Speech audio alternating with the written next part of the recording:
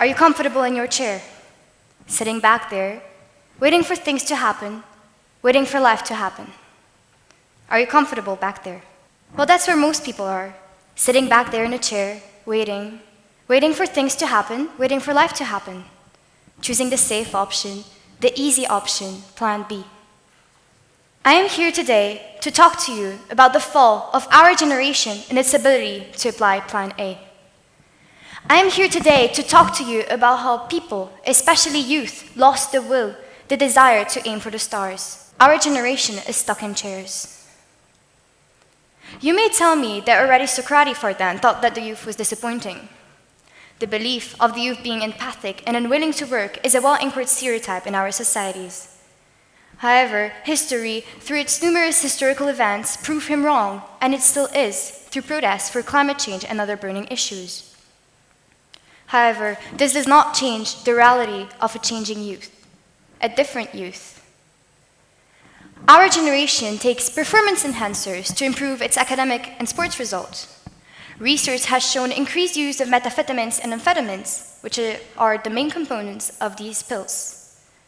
These stimulants encourage focus and improve performances, but at what price? Just as much from the medical point of view than the ethical one.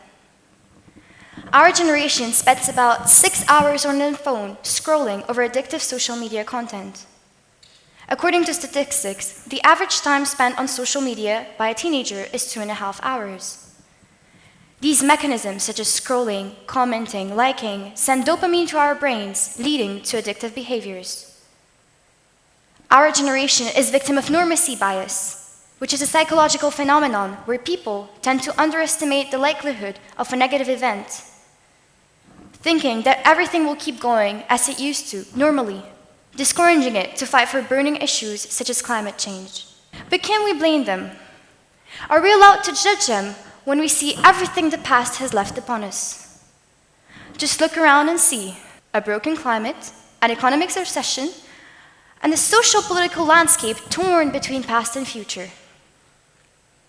And nevertheless, we put a consequent amount of pressure on our youth, hoping that they will be able to solve every problem that none of us in this room was able to solve.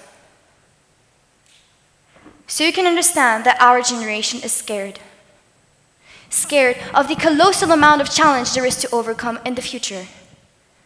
You can understand that our generation would rather sit in chairs, choosing the safe option, staying in its illusional safe bubble, plan B.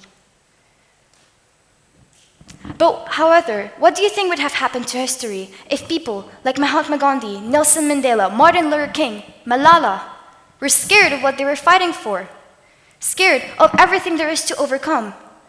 If they hadn't fought for their dreams no matter what, always battling for what they thought were right, what do you think would have happened if they hadn't aimed for the best, for plan A? You may tell me that these are exceptions, people with particular abilities, particular experiences. These are not common people. However, you may not tell me that it is impossible. You may not be scared of everything there is to change because you hold power in every single one of your actions. You are capable of everything you want to do.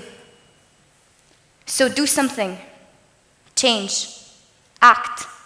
Wake up. Stand up. There is so much to be done. Personally, for me, it's a bit complicated to relate. When I see all the challenges there is to overcome, I tend to overcharge myself with several activities and courses, such as this event today. Last year, it got so extreme that I ended up panicking at the simple idea of doing my homework. I was constantly planning everything so that everything would fit in 24 hours. I didn't have a single minute to myself. I guarantee you, it seems to work for a few months until you just burn out. Most people ask me, why did I do it? Why do I do all this stuff? The first reason is because I sometimes feel like I have to compensate for all the opportunities I have and others don't by taking them all. I sometimes feel like I have responsibilities towards people I don't even know just because I was born in a country with no war. I have access to food and good education. And anyway, if I'm not going to do it, who is? The second reason is because I'm scared to miss out on life. Scared to wake up one morning and realize that I haven't done everything I wanted to. So to conclude this, I'm not asking you to do everything. Please take the time to rest and listen to your body. However, even the smallest action makes a difference. We all make a change. We all make a difference. We do. At our scale, at our level, but we make a change. And you might not even realize it. And we have to value the differences. They're essential. They change the world. Little by little, but they do. So don't be discouraged by the amount of challenge and take the chance, take your chance to change the world. Start that project, go to that class, go to the gym, go out, breathe, enjoy. You can change the world. We all can. Aim for the best, aim for the better for you, for your family, and for the world. Don't be restricted to plan B. Aim for the stars because we deserve it. It's okay if we don't end up completing plan A exactly as planned out. But the main point is to aim for it. Aim for the best, no matter what. Aim for better access to mental health care. Aim for better and equal education. Aim to integrate AI into our lives. And aim for many more. We only have one life and no time for regrets. So stand up.